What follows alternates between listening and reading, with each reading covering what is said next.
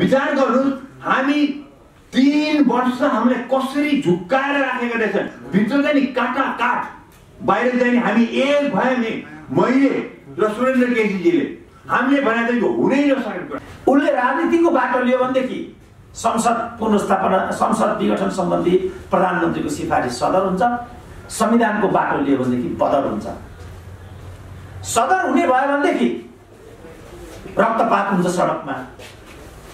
बदर हुने भयो भनेदेखि देशमा या त प्रत्यक्ष शासन लागू हुन्छ राष्ट्रपतिको, होइन भने सङ्कटकाल लाग्छ। त्यसैले मैले भन्ने गरेको छु, नेपाली जनता देब्रेतिर हेर्छन् काली दह छ, त्यहाँ चाहिँ गरेर गोही बसिराखेको छ। दाहिनेतिर हेर्छन् अक्करे तारे भिर्छ, त्यहाँ टाउको गरेर बजिरह्यो भनेदेखि बाँच्ने सम्भावना छैन। नेपाली जनताहरू सास फेर्न सक्ने अवस्थामा म देख्दिनँ र उनीहरूलाई त्यो ठाउँमा कुनै न कुनै रूपमा बौद्धिक वर्गको उपयुक्त भूमिका नभएर पनि उत्पन्न भएको भन्ने मेरो ठहर छ। नागरिक समाजले त सेतुको काम गर्नुपर्ने हो। नागरिक समाज हात हातमा ढुङ्गा लिएर बालुवाटार हेर्न जान्छ। अब त्यहाँ कार्यपालिका बसेको हुन्छ बन्दुक लिएर। शेरबहादुरले पहिल्यै भन्नुभएको छ, गोलीको आँखा हुँदैन, बच्चा ढल्छन् झ्यालबाट। के हुन्छ त झ्यालबाट बच्चा ढल्यो भने? फेरि अराजकता नै आउँछ। किनभने ल एन्ड अर्डरको जिम्मेवारी त राज्यको हुन्छ। उसले शक्ति प्रयोग गर्नै पर्छ। उसले शक्ति प्रयोग गर्दाखेरि बालुवाटारतिर फर्काएर गोली चलाउँदैन, त्यो सडकतिर फर्काएर गोली चलाउँछ जहाँ हामीहरू हुन्छौँ। फेरि पीडित त हामीले नै हुनुपर्ने छ। यो कस्तो व्यवस्था ल्यायो चाहिँ हामी मात्रै पीडित हुन्छौँ? समस्याको जड यहाँ छ। त्यसकारण एकचोटि फेरि आत्मसमीक्षा गरौँ, कतै हाम्रो पनि उपयुक्त भूमिका नभएर त्यस्तो भएको हो कि? सबैले आफूलाई टटलौँ एकपल्ट। डाक्टरहरूको कुरा छ, चिकित्सकहरूको, न्यायाधीशहरूको कुरा अघि मैले गरेँ, नागरिक समाजको कुरा गरियो। म अखबार जगतका साथीहरूलाई पनि यो प्रश्न तेर्स्याउन चाहन्छु, कतै हामीले पनि पो काहीँ न काहीँ आफूलाई चुकायौँ र आज हामी नेपाली जनतालाई घाममा पारिरहेका छौँ कि? एकचोटि समीक्षा गरौँ। 15 दिनपछि अदालतको फैसला आउने नै छ। त्यसपछि फेरि रिपोर्ट्स क्लबको कार्यक्रममा हामीहरू अरूको त कुरै अहिले सबै कुरा प्रधानमन्त्रीको सिफारिसमा हुने व्यवस्था हो। अब यो किनभने हार्न कोही पनि तयार हुनुहुन्न, प्रचण्ड पनि तयार हुनुहुन्न। उहाँ जे गरेर भए पनि यसको लागि एकदमै उतारू हुनुहुन्छ। केपी ओली त प्रतिस्पर्धी मान्छे हो, उहाँ शक्तिको लागि जुनसुकै हदमा जाने मनस्थितिको मान्छे हो। अब योबाट मैले यसो हेर्छु, त्यो दुईटा भन्दा अर्को कुरा म देखिराखेको छैन। निर्वाचन चाहिँ हुँदैन होइन, निर्वाचन अब त्यो चाहिँ हामीमा भर पर्छ। अहिले हामी जम्मैले एक ठाउँमा भएर भन्नुपर्ने के थियो भने अदालत समयमा फैसला गर। Justice delay is justice denied. उहाँ कानुनमा पिएचडी हुनुहुन्छ। ढिलो न्याय गर्नु भनेको पनि न्याय नदिनु जस्तै हुन्छ। तर अब निर्वाचन आयोगले मिनिमम निर्वाचनको तयारीको लागि मलाई 105 दिन चाहिन्छ भन्छ।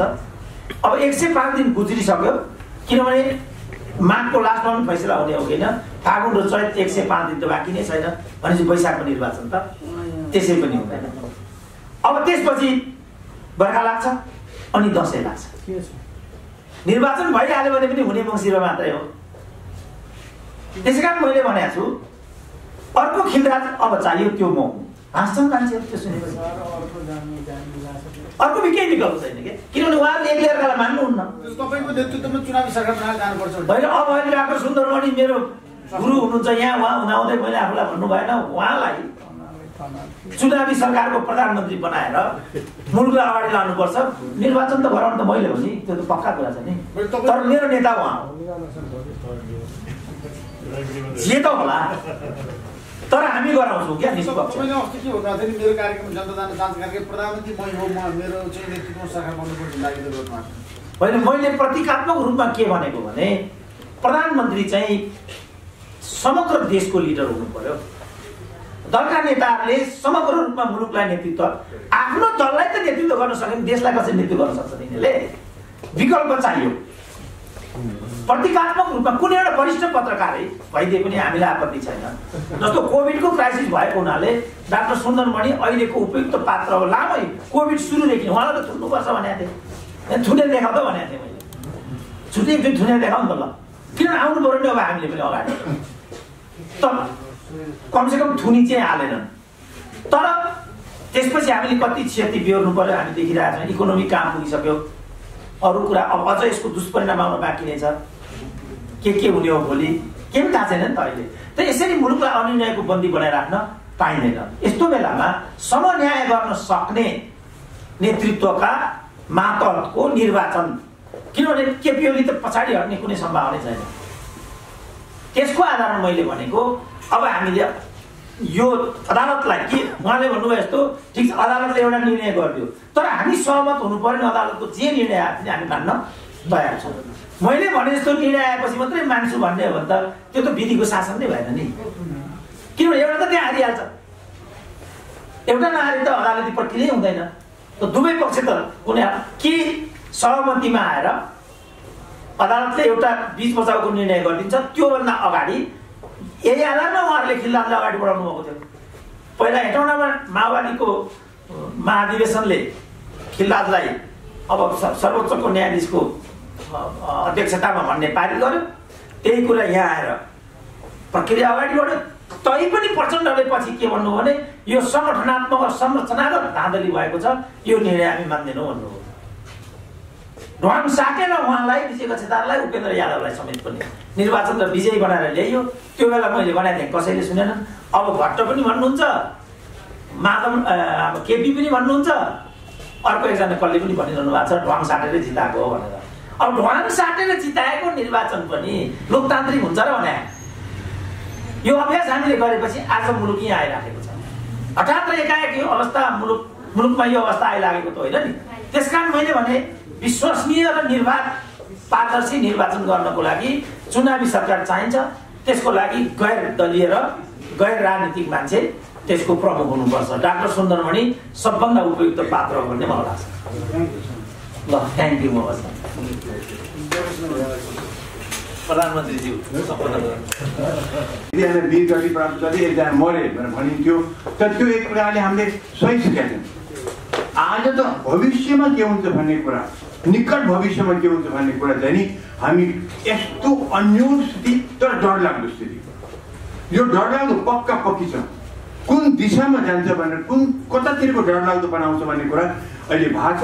र यो डरलाग्दो मात्रै छ, नडरलाग्दो चाहिँ यतापट्टि यसमा छैन, विकल्प छैन, डरलाग्दो नै स्थिति छ। मैले के देखेँ भनेदेखि हामीले धोकामाथि धोका खायौँ। नेपाली जनताले धोकामाथि धोका कसबाट खायौँ? आजको दिनमा हामीले 2/3 भोट दिएका चाहिँ पार्टीबाट, झन्डै 2/3 पार्टीलाई हामीले धोका दिनसम्म धोका दिएछ। किनभने यो डेमोक्रेसीमा 2/3 मेजोरिटी दिनु भने ठुलो ठुलो ठुलो कुरा हो। तर त्यो दलले के गरेछ भने सुरुको नम्बर 1 दिनदेखि, सरकार गठन गरेको दिनदेखि, त्योभन्दा अलि अगाडिदेखि नै यिनीहरूमा त यत्रो झै झगडा भएछ। मुलुकको त अवसर नै छ उनीहरूलाई त। उनीहरू त कहिले प्रधानमन्त्री पड्काउने, 2.5 वर्ष पड्काउने कि अहिले पड्काउने, अथवा गिद्ध जसो भएर कुन बेला ओली मर्दा भनेर बसेका रहेछन्। यो त गिद्धहरू ढुकेर बसेका हुन्छन्, कुन बेला त्यो चाहिँ जानवर मर्छ खाउँ भनेर बसेका हुन्छ। मैले हेर्दा चाहिँ बिल्कुल त्यही अवस्था रहेछ त्यहाँ। अब ओली मर्दैन, अनफर्चुनेटली ओली त मर्दैन भएन। उहाँ त झन् अहिले तन्दुरुस्त, हिजोको देखेन खुला मञ्चमा, मैले उहाँ मञ्चमा त तन्दुरुस्त हुनुहुन्छ। त्यसैले यिनीहरूले धोका खाए, हामीले त धोका खायौँ, तर विचार प्रचण्ड ग्रुपले पनि धोका खाएका हुन्। किनभने हामीले धोका खायौँ यिनको बेइमानीबाट, प्रचण्डले धोका खाए ओली नमर्दिको लागि। अब हेर्नुहोस् त कतिसम्म धोका भनेदेखि यिनले त 2/3 मत पाएर त मुलुकको प्रगतितिर गएकै होइन रहेछन्। को प्रधानमन्त्री हुने र भन्दा मै हुनुपर्ने भन्ने कुरा त्यो मान्छे सुरुवात दिनदेखि भएपछि आज कसरी हामी यिनीबाट चाहिँ कुनै राम्रो कुरा होस् भने एक्सपेक्ट गर्ने भन्नुहोस् त। र अर्को कुरा अब मैले के देखेँ भनेदेखि डरलाग्दो दुईटा अहिले कोरोनाको डर, कोरोनाको यत्रो महामारी हामीले भनिरहेको धेरै कम भएको हो, कम भएको छ। तर तपाईँले मुलुक हेर्नुभयोदेखि साउथ कोरियामा ल कोरोना गयो भने लकडाउन खोले, भोलिपल्ट फेरि पठा। आज साउथ कोरियामा 3-4 चोटि लकडाउन भइसक्यो। त्यही कुरा न्युजिल्यान्डमा भयो, इजरायलमा त 4 पटक लकडाउन भइसक्यो। अब सिद्धियो भन्यो फेरि फर्केर आउँछ। हुँदा हुँदा साउथ अफ्रिकामा यस्तो चाहिँ कोरोना आएको छ जुन चाहिँ भ्याक्सिनले काम नगरेर आएको छ। बेलायतमा त्यही स्ट्रेन पुगिसक्यो। हामीका बेलायतको मान्छे आइरहेका छन् भनेदेखि हामी यस्तो जोखिम अवस्थामा छौँ स्वास्थ्यको हिसाबबाट। अब आज हेर्नुहोस् हाम्रो गैर जिम्मेवार नेताहरू, गैर जिम्मेवार यो अर्थमा कि जनताको स्वास्थ्यमा खेलबाड गरेर आज हेर्नुहोस् जुलुसमाथि जुलुस, भिडमाथि भिड, यताका ओलीले गरे, यताले गरे, ओलीले गरे, ओलीले प्रचार पनि गर्दैछ। यिनीहरूलाई आफ्नो स्वार्थ, म प्रधानमन्त्रीको दावेदार हुँ, म शक्तिशाली देखाउनु गए जनता मार्ने, जनता मरुन् मतलब छैन।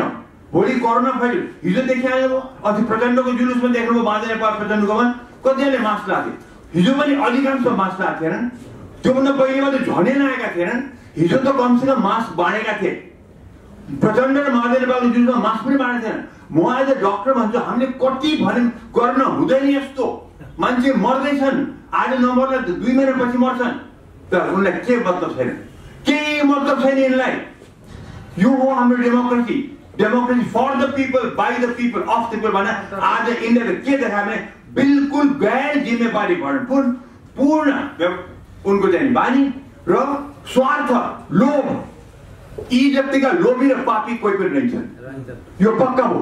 हेर्नुहोस् त, विचार गर्नुहोस्, कम्युनिस्ट पार्टी जो चाहिँ नि सर्वहाराको लागि हो, कस्तो कस्तो के गर्नु पर्थ्यो आज यिनीहरूको हेर्दछ। र फेरि हामीले कस्तो झुट बोले, हामी एक हौँ, बिहाबारी भइसकेका छ, हामी त फुट्दै कहाँ फुट्छ हामीहरू, हामी त कति वर्षदेखि यो यसको चाहिँ एक्सर्साइज गरेर हामी एक भएका हौँ भने हो कि होइन। हामीले बाममा त्यस्तो विचारै छैन, विचार होइन।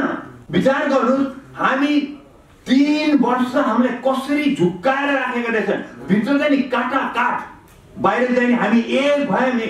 मैले र सुरेन्द्र केसीजीले हामीले भने त यो हुनै नसकेको कुरा छ, विचार बिनाको राजनीति। यो चाहिँ कस्तो भनेदेखि हामीले यो जोडाइ हुनै सक्दैन। किनभने मलाई थाहा छ, 46 सालदेखि मैले चिनेको छु यिनीहरूलाई, 36 सालदेखि देखेको छु। ओली र चाहिँ बाँधे नेपालको काटा काट, र यी चान्स पायो भने एकले अर्कोलाई काट्छन्। उता प्रचण्ड र ओलीको कुनै हालको मेलमेल हुन सक्दैन थियो, त्यो पनि हामीले थाहा थियो, मैले देखेको छु। भनेदेखि अब अहिले के भयो भनेदेखि माधव नेपाल प्रचण्डसँग मिलेर ओलीलाई खेल्दैछन्, बिकज दुईटैको कमन शत्रु अहिले हुनै पर्यो। त्यसैले हामीमाथि यिनको चलखेल रहेछ, यिनको लागि मात्र फाइदाको लागि जे गराइरहेछ, हामी जनताको लागि गरेका होइन रहेछन्। हाम्रो भोट कुहिएर गएको छ यिनीहरूले दिँदाखेरि। त्यसैले बुझ्नुहोस्, डर अर्कोतिर डर के भनेदेखि कोही व्यक्ति खराब छ भन्दैमा, म डाक्टर खराब छु भन्दैमा हस्पिटलको सबै डाक्टर खराब, अब यो हस्पिटल विश्वास नगर्नु भन्न मिल्दैन। आज सबभन्दा ठुलो खतरा लोकतन्त्रको खम्बा भनेको चाहिँ न्यायालय हो, न्यायपालिका। आखिरमा सबै जाने न्यायपालिकादेखि अब देखिहाल्नु पार्लियामेन्टको चाहिँ अध्यक्ष पनि गइसकेको कोर्टमा, भनेपछि न्यायपालिका भनेको सबभन्दा ठुलो ठाउँ हो, त्यसमा पनि सर्वोच्च भनेको सबभन्दा ठुलो निकाय हो। त्यसलाई पनि हामीले आज कमजोर पार्यौँ भनेदेखि त्यो हाम्रो डेमोक्रेसी बच्न गाह्रो छ। र आज म देख्छु सडकबाट कोही नेता बोलेका छन्, हामी सर्वोच्चले जेसुकै भनौँ हामी सडकबाट निर्णय गराउँछौँ भनेर प्रचण्ड र माधवले बोलेको टिभीमा आएको छ। उनका समर्थकहरू सडकमा उठेर चाहिँ मैत्री र मण्डलमा चाहिँ सर्वोच्चलाई जेसुकै डिसिजन दियोस्, हामी विरोध हिमाहरू गर्छौँ भन्छन्। विचार गर्नुहोस्, उता ओलीजीको रवैया हेर्यो भनेदेखि म जित्छु भन्ने मलाई परिसकेको छ, अनि त्यसलाई मान्छेले भनेका छन् त्यहाँनि यो सेटिङ गरिरहेछ भनिएको छ। अब हेर्नुहोस्, तपाईँ न्यायालयमा जानुहुन्छ मुद्दा लिएर भनेदेखि के तपाईँ हार्छु भनेर जानुहुन्छ? म जित्छु भनेर जान्छु नि। तब सो ओलीको पनि विचार त्यही हो, म जित्छु भन्ने बात। तर डर के भयो भनेदेखि अहिले पनि हेर्दाखेरि न्यायपालिकाले कमजोर पार्न थाल्यौँ, त्यो ठुलो खतरा आइसक्यो। किन लोकतन्त्रको खम्बा भनेको चाहिँ न्यायपालिकाको सुप्रिम कोर्ट हो, पार्लियामेन्ट हो।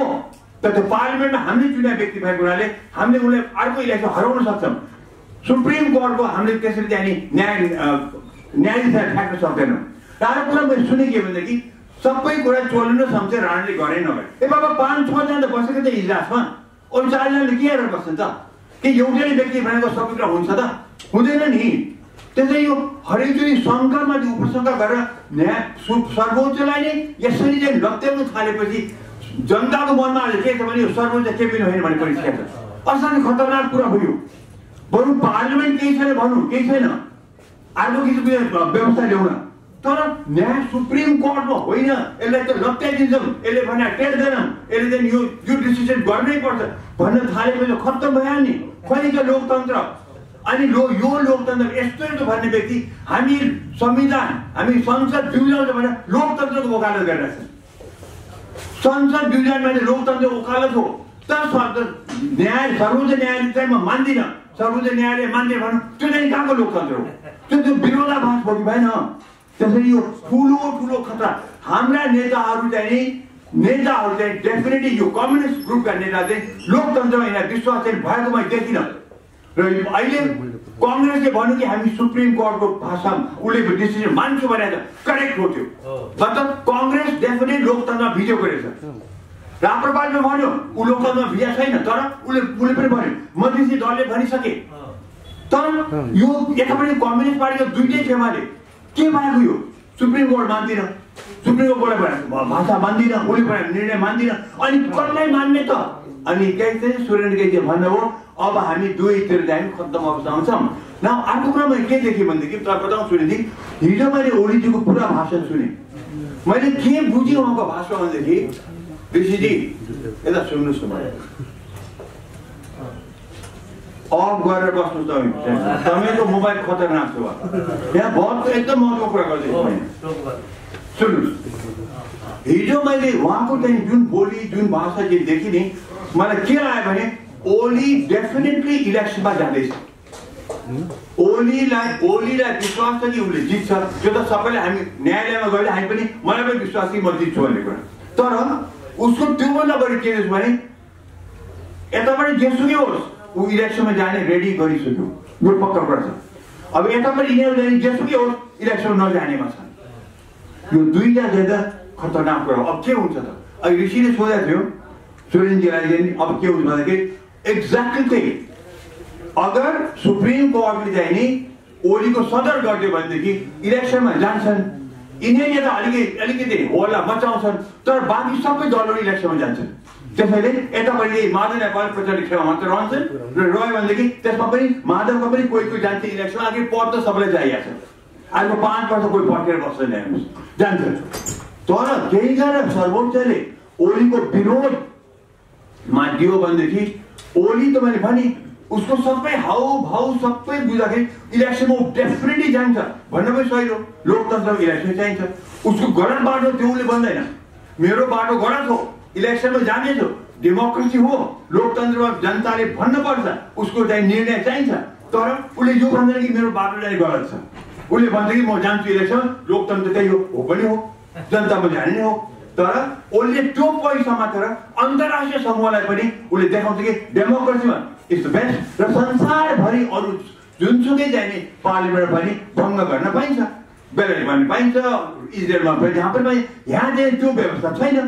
नभए पनि उसले चाहिँ के अब कारण देखा। अब यही कुरा छ कि सुप्रिम कोर्टले ओलीले लिएको कारण मान्छ कि मान्दैन, व्याख्या गर्दा सुप्रिम कोर्टले नै हो। जहाँ संसदमा त गडबडी भयो त्यो व्याख्या भएन भनेदेखि त्यो व्याख्या चाहिँ सुप्रिम कोर्टले नै गर्ने हो। त्यसैले सुप्रिम कोर्टले के व्याख्या गर्छ हेर्नु छ। तर ओली डेफिनेटली इलेक्सनमा जान्छ टेक इट फ्रम मी। र उसले अघि सुनिदिले भन्नुभयो उसले त्यसमा सङ्कटकाल लगाएर भए पनि इलेक्सनमा जान्छ र त्यस इलेक्सनमा सबैजना जानेवाला छ पक्का। यो हात्तीको दुईटा दाँत देखाउनु पर्दैन। अहिले चाहिँ हो हामी संसदलाई चाहिँ पुनर्बहाली गराउन लड्छौँ, हामी लोकतन्त्रमा विश्वास गर्ने भन्छन्, तर इलेक्सनमा गयो भनेदेखि चाहिँ यिनीहरू चाहिँ जानेवाला चाहिँ छ। कोही पनि अर्को 5 वर्षमा चाहिँ बाहिर चाहिँ बस्न चाहँदैनन्। अब डरलाग्दो कहाँ छ भनेदेखि अगर त्यसो भयो भने कसैले सत्ता हातमा लियो, प्रेसिडेन्सियल शासन भने त ओलीको शासन, विद्या भट्टराईको शासन भने त ओलीको शासन हुन्छ। र त्यो अवस्थामा चाहिँ त्यो व्यक्ति निरङ्कुश भन्न चाहिँ सक्छ। र निरङ्कुश भनेको देखियो। अनि अघि नै सुरेन्द्रजीले भन्नुभयो कि अब वैशाखमा इलेक्सन पोसिबल छैन, वैशाख जेठ असार साउन भदौ कहिले पुग्यो त्यो देखियो भनेदेखि अनि त्यो पोइन्टमा हामीले सडकमा उत्रिनु पर्छ। आज होइन, आजको दिनमा सडकमा उत्रिनु त कुनै कारणै थिएन। किनभने त्यो उत्रिनु थियो भने के खान चाहिँ सुप्रिम कोर्टमा गएको, सुप्रिम कोर्टमा रिट लिएर के खान गएको तपाईँहरू? अगर तपाईँले त्यो सुप्रिम कोर्टमा विश्वास पनि थिएन त सुप्रिम कोर्टमा गएपछि पर्खिनु पर्छ, उपाय छैन। र त्यो शान्तिपूर्ण हुन्थ्यो। अहिले त मुठभेडको अवस्था आइसक्यो। पिल्सिने त तपाईँ र म जनता हो, हामी पिल्सिने। हिजो बन्द देखि आएको अस्ति बन्द कसले दुःख पायो अस्ति बन्द ट्याक्सी कसको जलायो प्रचण्डको प्रचण्ड त्यो कुन चाहिँ मोटरमा हो बससँग गएका थिए बन्द बारीमा माधव नेपाल स्कुटर चढेर गएका थिए उनको त त्यहाँ आगो लागेन थियो उनको मोटरमा त आगो लागे तिनको भयो रोजगार गर्ने व्यक्तिले उसले पैसा पाएन बेलुका उसको घरमा चुलो आगो बनेन अनि यो देखिसक्यो अब त्यसैले आजको दिनमा सडकमा उत्रिँदा कुरै थिएन र त्यसपछि फेरि यी दलसँग आबद्ध व्यक्तिहरू स्वतन्त्र नागरिक समाज भनेर उत्रिरहेका छन् उनी पनि त्यही भन्दैछ कि हामी सुप्रिम कोर्ट भर्डिक्टलाई मान्दैनौँ अब हिजो त यतिसम्म भयो कि एउटा व्यक्तिले हिजोको त्यो दल देखेर के बनाएछ भने हरेक कालो कोट लाउने हरेक डिग्री वकिलको डिग्री पाउनेले के संविधान रक्षा गर्छ भनेर यस्तो लाञ्छना लगाए कि वकिलहरूमाथि यस्तो लाञ्छना लगाए त्यो गर्ने कुरा हो आज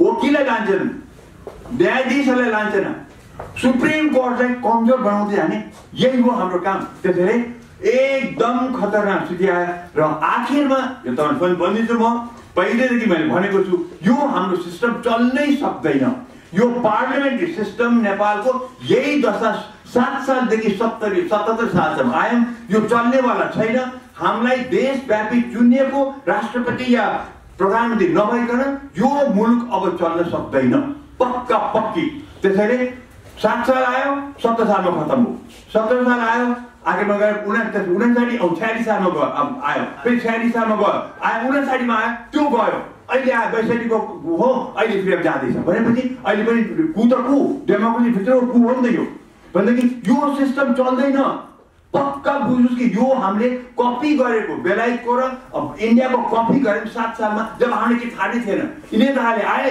इन्डियामा चाहिँ उनीहरू सँगसँगै लडेका थिए महात्मा गान्धी र नेहरूहरू सबैसँग त्यही लाथे हामीले लाथे काम थिएन त्यो कुरा त्यसैले अब मुख्य भएर के आउँछ भने यो सिस्टम चल्दैन यस्तै सिस्टम गर्यो भने हामी अर्को 70 वर्ष यसै हुनेछौँ तपाईँका छोरा नाति सबै यसमा फस्टेमा छन् अब यो चल्दैन अहिले चाहिँ कमसेकम सुप्रिम कोर्टको भर्डिक्ट पर्खौँ इलेक्सनमा जाऊ भन्छ भने जानै पर्छ नजाऊ भने भन्दै थियो नि यसै पनि ओल्डले चुनावतिर जान्छ जाँदाखेरि हो हल्ला हुन्छ यहाँ काटमाट पनि हुन्छ नभई छाड्दैन त्यसैले जुन बाटो हेरे पनि अहिले हामी पिल्सिनेवाला छौँ त्यसैले सुप्रिम कोर्टमा आशा के छ भने उनले चाहिँ निष्पक्ष कानुनमा टेकेर संविधानको आडमा मुलुकको पनि स्थिति हेरेर मुलुकलाई पनि द्वन्द्वमा लगिदिएर नगरिकन बुद्धि लगाएर गर यहाँ त नेताहरू खालि बल लगाउने काम छ बुद्धि त कसैको रहेछ अहिले बन्द गर्ने त कुरै छैन नि त्यो त बुढे बल हो नि त के बन्दमा मजाले सुत्यो मासु भात खायो अनि गुन्डालाई लगाइदियो त्यही हो बन्द भनेको सहिलो छ नि बन्द गर्दा के गाह्रो छ अनि एउटा पहिले बिहान 4 बजे कलङ्कीमा एउटा ट्याक्सी जलाइदियो अनि अर्को चाहिँ ट्रक उतातिर जलाइदियो काठमाडौँ बन्द कति सहिलो छ हेर्नु न अनि हाम्रो सफल भयो हिजो मैले प्रचण्ड भनेको सुनि हामी सफल भयौँ तरिका सफल भयो तर्सेर मान्छेले खोलेर त्यति हो आक्रोशित छन् जनता सोसियल मिडियामा त यिनीहरूलाई त सरापेका छन् त्यसैले यो नचाहिने काम गरेर हिँड्नु हुँदैन हामीले लोकतन्त्रलाई चाहिने नेता पनि पाएनौँ लोकतन्त्रमा विश्वास गर्ने नेता पनि पाएनौँ एक्सेप्टिङ कांग्रेस पार्टीका कांग्रेस पार्टीको इतरका ग्रुप भनौँ तर कम्युनिस्ट पार्टीमा चाहिँ कतैतिर पनि लोकतन्त्रमा विश्वास गर्ने चाहिँ व्यक्ति रहन्छन् हात्तीको देखाउने दाँत चाहिँ लोकतन्त्रमा विश्वास चपाउने दाँत चाहिँ कम्युनिस्टै खालकै चाहिँ विचार रहेछ त्यो पनि अझ रहन्छ सुरेन्द्र केसीले भन्यो भने त 2टा अध्यक्ष 2टा प्रधानमन्त्री हुने हो भने त उनको त्यो विचार छ भने कसरी चल्छ त्यसैले हामी खराब अवस्थामा छौँ अब यो बचाउने काम तपाईको मेरो हाम्रो सबैको थ्यांक यू